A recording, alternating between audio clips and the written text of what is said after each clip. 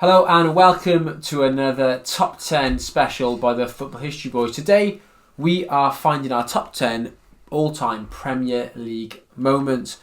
We have chosen 10 moments. Do you want to know what they are? Yeah, go for it. Right, so we have the special one, Jose Marinho. We have, you've written Slippy G, so Steven Gerrard slipping against Chelsea. Cantona's Kung Fu Kick. We have Kevin Keegan's I Would Love It rant. We have the Keane versus Vieira rivalry. We have Aguero. We also have the season before Why Always Me with Balotelli. We have the Invincibles, Arsenal's team, of course, going and beaten in the league. We have Leicester's title win. And finally, we have Blackburn's title winning season in 1995. Are you ready to get started? Yes, I think this one, we did this for Champions League moments, didn't we? And we were pretty aligned. We may be a little bit different here. I think so. And we're going for iconic moments, replayable moments you want to watch again and again because of the drama they cause. We're not looking at biggest games. We're going to do one of the biggest games. We're not looking at greatest seasons because you could put 97 points, 96 points, Liverpool, Man City. We're talking moment that captured people and you want to watch again and you want to show people. Did you see that? That was incredible. So if you're wondering where Collymore is, that'll be in a future video looking closer at the best games, okay? So these are our 10 moments. You're going to tell us your 10 to 6. 10 to 6. So, yes, please. 10th, I've got Why Always Me, 2011, Balotelli. Special one, Jose, 2004. Slippy G, 2014. Blackburn, 7th in 1995, title win. And then 6th, Keane Vieira, and exploding in the tunnel in 2005. Interesting. Okay, my 10 to 6 is 10, Why Always Me. Number 9, Keane versus Vieira. Number 8, Keegan's rants. Number 7, Blackburn's title win. And number 6, Jose Mourinho, I'm the special one. So actually, not a million miles off. Quite a few similarities. Right, let's start with number 10 then. Easy choice. Why Always Me? I think this is there because he was such a character. Oh, this is there because you just love Balotelli. I loved him at the time. We were at university together at the time, weren't we? And I think I rocked up sort of within a week wearing a Balotelli Why Always Me top. Yeah, what a moment. It was a moment. He was probably one of the greatest characters in Premier League history. There was a story every week about him. It was the one where he was sent to buy some stuff for his new house and he came back with a trampoline. The one where he rocked up at a school and sorted out a kid who'd been bullied, stopped by the police, and he had like 25 grand on the front seat. Not sure how much truth was in some of these stories. Yeah, exactly. But he was a character. Was, and he was in the papers every single week. Every single week, without fail. Setting a light to his curtains was the one that actually did it. Fireworks out of his bathroom window, set a light to his curtains. Scores in a magnificent game of football. 6-1, Man City beat Man United at Old Trafford. Yeah. And he pulls over the top, pulls his shirt over, and he's got this Why Always Me, as into the press. Why are you always picking on me for your stories? It was, pictured around the world. It's still replayed now really regularly, isn't it? It was brilliant. There's a rap song written about it by the Ref Squad. It's class. But also, it's an iconic moment purely because it is a defining moment in Premier League history. Yes. It's when Man City arguably became the team in Manchester. It was the noisy neighbours chat, wasn't it? That was what Sir Alex's retort to them was. They're just noisy neighbours, don't worry about them. And Balotelli and the crew turn up and absolutely do a job on them. 6-1, yeah. And then they win the league, didn't they, that season? And then, from that moment, United win again the year after. But then United, don't do much these days, and City just keep winning and winning and winning. Yeah. So there we go. Should we go have a look at them? What was your number 9? Special one. Mine was Keane versus Vieira. Let's go on then. Let's look at a special one then. I'm the special one. Jose Mourinho, when he came at Chelsea, he came with this presence. We'd known him. He just won the Champions League somehow with Porto. Yeah. He had this swagger, his arrogance about him, and he doubled down on it, didn't he? You got the top behind you, Drogba that season when he first joined. Go on then. Yeah, I mean, he was, again, a character. We know him now. Maybe opinions have changed on him slightly in recent years, and we've sort of thought his power's waned, and he's no longer the man that he was when you look at Spurs and how that finished. Roma was successful, but ended up combusting again. Chelsea the second time around combusting. But that first arrival, he's just won the Champions League. he announces himself in a press conference as I am a special one, obviously becomes the special one. Yeah. Announces himself as a special one. It's just not very English, is it, to come in and be that arrogant immediately, straight away. He's full of quotes. Isn't it? Yeah, well, not seen publicly to be that arrogant. Yeah. And he was brilliant. He was so good. And everyone, even if you hated him, which I'm sure you did because I was a Liverpool fan, yeah, you couldn't deny how good he was. Oh, he's amazing. He was everything about mind games and, that part of the bus. But they won pretty much every game that season, either 1-0 or 2-0, really, wasn't it? Yeah. Score a goal in the first half and then score another one to kick it off, second half. Done. Job done. That Chelsea side were brilliant, and he was everything. You listen to players talk about him, people like Lampard and Terry and Cole, how amazed and how in love they were with him that first time around. Really. Still are. Can't talk high enough. Right, let's go on to my number 9 was Keane versus Vieira. Your number 6. Number 6. Interesting that my 6 was Marinho and yours 6 is this one. Right, let's go with Keane versus Vieira then. 2 of the most iconic players in Premier League history. Sort of the end of the 90s, late 90s, early 2000s. The Arsenal-Man United rivalry was absolutely sensational, wasn't it? When it was going to be on, everyone watched it. Even if you didn't have Sky, you'd find a way to watch that game. Obviously, those two were just mass characters themselves. Captain of both clubs, respectively, were they? Both, though, excellent players. A fantastic centre midfielders. Sometimes we forget, we think, they're just like hard men. But they were really good players, scored a lot of goals themselves. Helped the engine rooms of those teams, but they were very, at times, volatile characters, especially around each other. And you see, that, like you mentioned it earlier, that moment in the tunnel when Keane is absolutely livid and he's pointing the finger, Vieira's, and they had a little scrap in the tunnel beforehand. And then they scrap on the pitch. Yeah. February 2005, coming on the back of another moment, we're going to talk about the Invincibles one. And the rivalry sort of really igniting over there. There was a previous incident, Van Nistelrooy and Keown, wasn't there? In 2003, on the pitch after a penalty. This was just such a combustible rivalry. It was the rivalry, wasn't it? It was football's rivalry certainly in the Premier League in those early 2000s. Interesting that moment in the tunnel was probably the last big game with those two, other than the cup final in 2005. That's it, really. And then, unfortunately, it kind of fizzled out a little bit. And then we've gone on to different things since. Right, that was my number 9. Right, let's look at, what was number 8? Slippy G for me. Okay, what was number 7? Blackburn. Okay, let's do Blackburn. Okay. My number 7 was Blackburn as well. Okay. Probably down there for me because I don't remember it myself because I was only, 2 years old. Yeah. However, when I first started, really liking football, ages 6, 7, towards my older brother, and you say, Man United, they win everything. It's always Man United, Arsenal won a few things. And then my brother would say something like, Blackburn won the league actually, 95. And I go, what? Yeah. Blackburn won the league, because early 2000s, they weren't great. Yeah. They were okay, sometimes getting to UEFA Cup and so on. But I was like, Blackburn won the league, what's going on? And even to this day, you have a list of all the Premier League winners. You've got Liverpool, United, Chelsea, Arsenal, City. And then it's just Blackburn Rovers, 94, 95. However, they were so good that year. Yeah. Sutton and Shearer, SAS, banging the goals in particular Alan Shearer.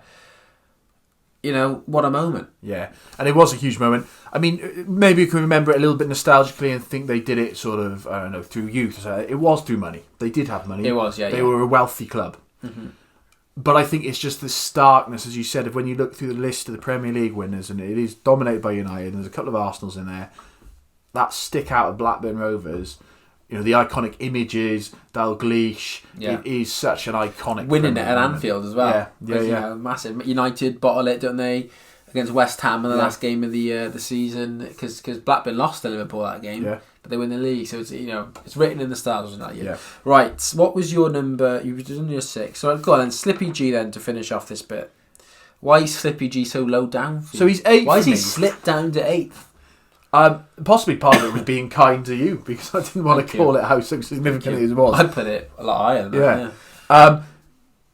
I mean, this is something that Liverpool fans probably still etched in your memory, isn't it? Steven Gerrard, the captain of Liverpool, tried to get rid of it. Club legend. Probably the greatest player of all time for Liverpool. You certainly argue he is one of the greatest. Yeah.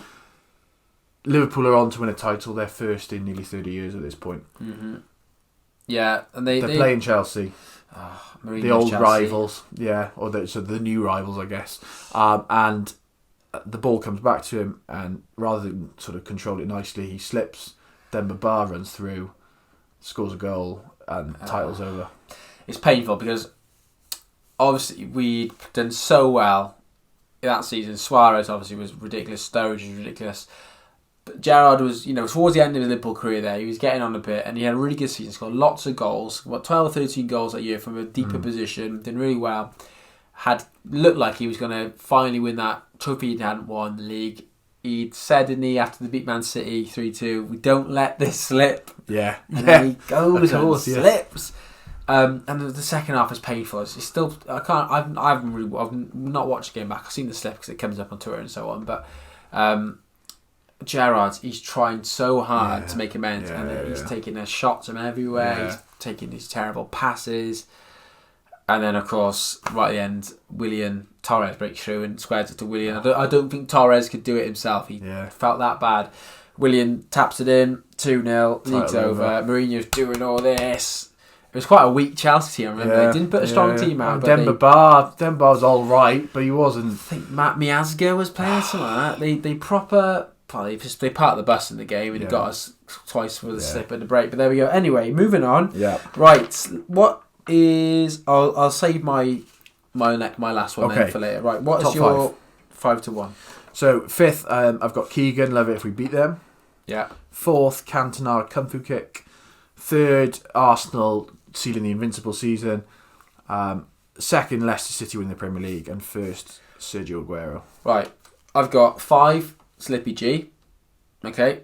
Number 4, Cantona. 3, Invincibles. 2, Leicester. And 1, Aguero. So actually, really similar towards the top end. Yeah. Maybe because they're a bit easier for the iconic status. Right, let's cover that one we haven't done so far then. Kevin Keegan. I would love it if we beat them. And they didn't. They didn't. Ultimately, poor Keggy. He's a man who I think is adored by many English football fans, but he's not the most lucky man. No, he's not. Certainly in his managerial career, it didn't exactly work out very well for him.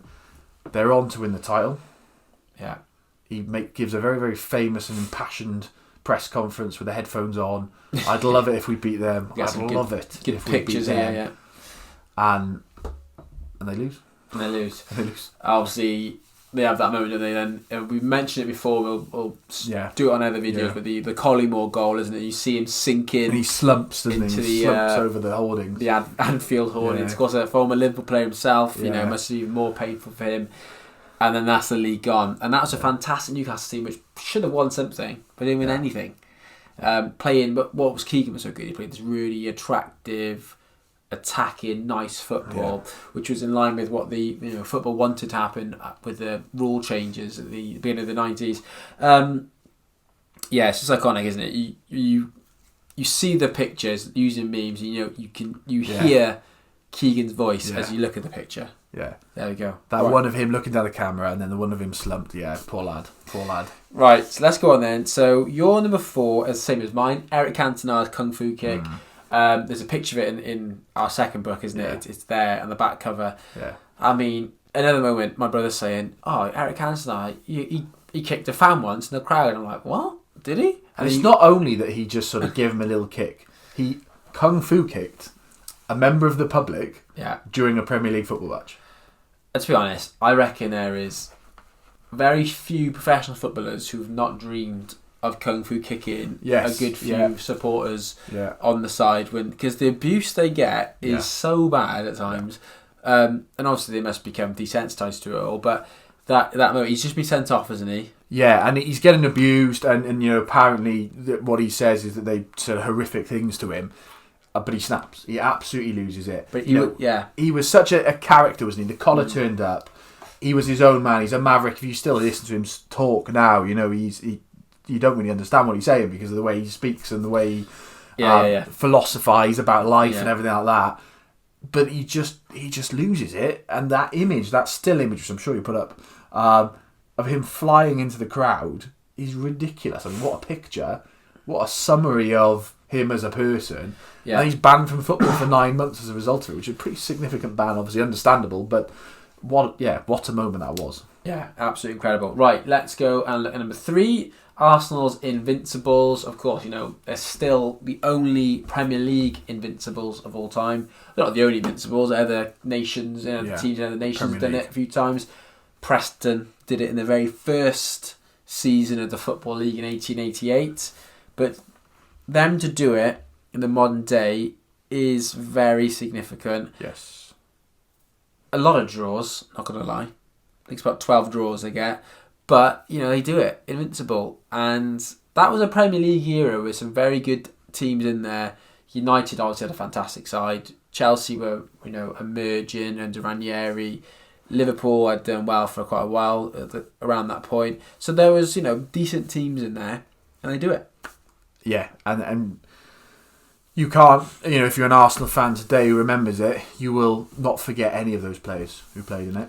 You look at the squad, it was an impressive squad for some of the players, but some of them actually really aren't some of the best who ever played in the Premier League. Edu. Yeah. Decent, no? Yeah. And obviously Wenger and the way he changed English football and the influence he had on it and his sort of style and the way he held himself in that rivalry we talked about earlier with Man United, and they go unbeaten. It is impressive to go 38 games and obviously wider because it extends across into the next season as well. Yeah, 49 isn't it? 49 games unbeaten, incredibly impressive. Liverpool came I mention it all the time, but Liverpool came quite close recently, didn't they? They got 44 games, but then bottled it to Watford. Anyway, moving on. Number 2. This was quite hard to decide these number 2 and 1, but I've gone for Leicester number 2. Same. Obviously, Leicester win the league. We mentioned Blackburn earlier. Blackburn won it. It was a surprise, but Blackburn, as you said, had a lot of money behind them. Yeah. Leicester win it. The season before, they narrowly survived. They bottom of Christmas. Nigel Pearson narrowly keeps them up. Yeah. They got some decent players in there, and then the next year Ranieri comes in. Everyone's like, why is he managing them? He's a failed Chelsea manager from 15 or 10 years ago. Lineker says, of course, if Leicester in the league, he'll present 5,000 to 1 is the famous odds they had before the season. And they just go on the most incredible run, and the momentum behind them. Yeah. It was almost like it was inevitable, wasn't it? They just kept winning and winning and winning. Yeah. Jamie Vardy kept scoring. It's about 11 games in a row, isn't it? He scores. Riyad Mahrez was ridiculous. Kante was like... I mean, these are all fantastic, world-class players at their best. However, at the time, I'd never heard of Kante. Yeah. I never really heard of Mahrez. Yeah. It was... And they were then was a no-one, really. People with dropped in like Mark Albrighton, Danny Drinkwater. Yeah. Danny Drinkwater had spent a bit of time on loan at Cardiff City and done nothing. Really, that squad should never have won a Premier League. Wes Morgan and Robert Huth. Robert Huth was another fail, Chelsea reject from the past, and it was insanity. It was absolutely insanity when you look back on that now. Yeah, I mean the Schmeichel in goal. The impressive thing is though, like I can remember all those players. I can remember their team. Yeah, and it is an iconic team. Okazaki up front, wasn't it as well? Yeah. The Japanese striker. They just had this togetherness, this team. This was the perfect example of football not just being about individuals, it's about being a team, isn't it? And they really just came together and did the most unthinkable. They even then got through to knockout rounds of the Champions League the season after. So they did follow up with a little bit of extra. They probably could have done a bit more under Rodgers recently. And of course, Champions League. Relegated now, in the Championship. So back to come back up though. Yes, very likely to. But it shows they were not a side that ascended and have stayed there. This was a one-off. This was very much a one-off. Back down. Right, fantastic. Right, let's go on to number 1 then. It's Aguero with about 100 O's at the end. Now, we talked about this quite a lot in the past on the podcast and so on. We were both in university, end of our first year, weren't we? Lots of our friends growing up in Man United fans, and of course, the last game of the season, it's United and City on the same points. Same time kick-off. And it just became the most incredible afternoon ever. I don't think I'll forget it. I genuinely don't think I'll forget that day ever. I was watching it with a lot of Man United fans, maybe 6 United fans, and 1 Everton fan, and I wanted City to win it. And it was it was sensational because it looked like United were going to win at that point, and they were all jubilant and celebrating, and United win their game and they do what they can do. Yeah. And they're waiting on the pitch, and City are losing 2-1. 2-1 to QPR, who were battling to stay up as well. Joey Barton, less said about him the better, but gets himself sent off. Yeah. Tries to bring some City players with him and no one bites. And then Zeko scores 2-2. Okay, something's as the clock had already passed 90. Yeah. Something's on the cards here. And then that famous 93-20, the time etched on Man City fans' memory. The ball falls to Aguero, plays a 1-2 with Balotelli, who we talked about earlier, slides it into Aguero, finishes it. Martin Tyler's commentary, that Aguero moment, the eruption in living rooms, in pubs, in the stadium. It was just I erupted. I'm not even a Man City fan. Absolutely unbelievable. I'd never see anything like it. And I don't know if we'll ever see a title won in the 93rd and 94th minute, really. 92nd. Well, maybe. Well, happened in 89. Yeah, true. And so it happened in 2012. It could happen again, couldn't it? I mean, I don't think anything can top the Aguero moment. For myself, you guys, though, might have your own opinions, which is absolutely fine. So please let us know what you think is your top 10. What do you think is the most iconic moment in Premier League history? Right, shall we categorise these? I'll finally rank them all at the end. Okay, right. So number 10, why always me? Agree. We've both gone for that. Right, number 9, you've gone for special one. I've gone for Vieira. I think we should put in special one then. Okay. Yeah, nice. Special one. Because it's just a line in a press conference. Yeah. That's it. All right, I'm happy to move down Vieira to 8th. Okay, Vieira to 8th then. Blackburn, we both said 7th, so we keep it there. Blackburn stay in 7th. 6th then. Either Keegan or Slippy. And I maybe Keegan then. Go on, Keegan 6th then. Keegan 6th. Slippy G 5th. Cantona 4th. Invincibles 3rd. Leicester winning the league 2nd. And the most iconic moment in Premier League history is Sergio Aguero's 94th minute winner against QPR. Happy with that? I am. Some incredible moments there. Fantastic. It makes me very excited to watch some more football this weekend. Right, please let us know what you think is the most iconic moment in Premier League history. Please like and subscribe, and we'll see you again for the next one very soon. Thank you very much for watching.